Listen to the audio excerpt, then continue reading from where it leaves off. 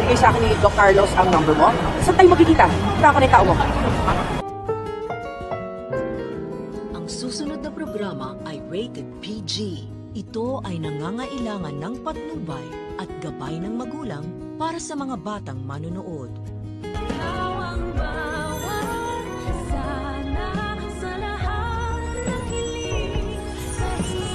Kaya pwede tayo dyan. Naiwan ko na babae yung gloves niyo.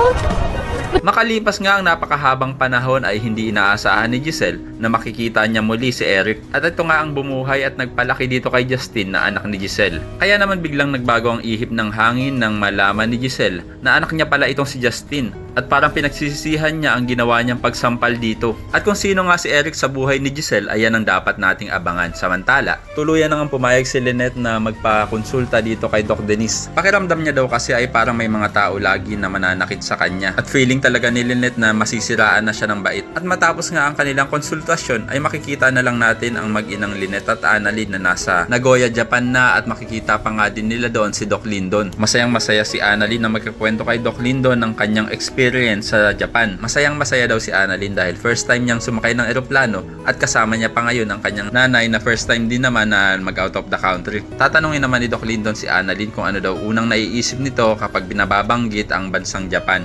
Sagot naman ni Annalyn na ito ang Mount Fuji. Kaya naman agad yayain ni Doc Lyndon ang mag-ina na pumunta ng Mount Fuji. At doon ngayon magpapakain pa sila ng mga bibe. Pero ang hindi nila inaasahan ay nandun din pala itong demonyitang si Moira. At makikita pa nga ni Annalyn ang gloves na naiwan ni Moira na hindi naman nila alam na nandun ang bruha. At parang nararamdaman ko na kaya pumunta ng Japan din itong si Moira ay para maging espiya nila Lynette. Nang nag-utos nga ay walang iba kundi itong si Doc Carlos dahil mukhang makikipagkita si Moira sa isa sa mga tauhan ni Carlos. At kung ano na naman panggugulo ang gagawin ng impactang to kila Lynette ayan ang ating naaabangan. Samantala, tatanungin naman ni Eric si Justin kung ano nang balak nito. Ngayong kilala na daw siya ng kanyang inang si Giselle. Sabi naman ni Justin na wala daw siyang balak dahil kinalimutan niya na daw at pinatay niya na sa kanyang isipan ang kanyang ina. Kaya naman ako isa rin sa mga nagnanais na sana hindi mapahamak sila Lynette at Annalyn sa Japan ay pakilike ang video na ito and don't forget to subscribe.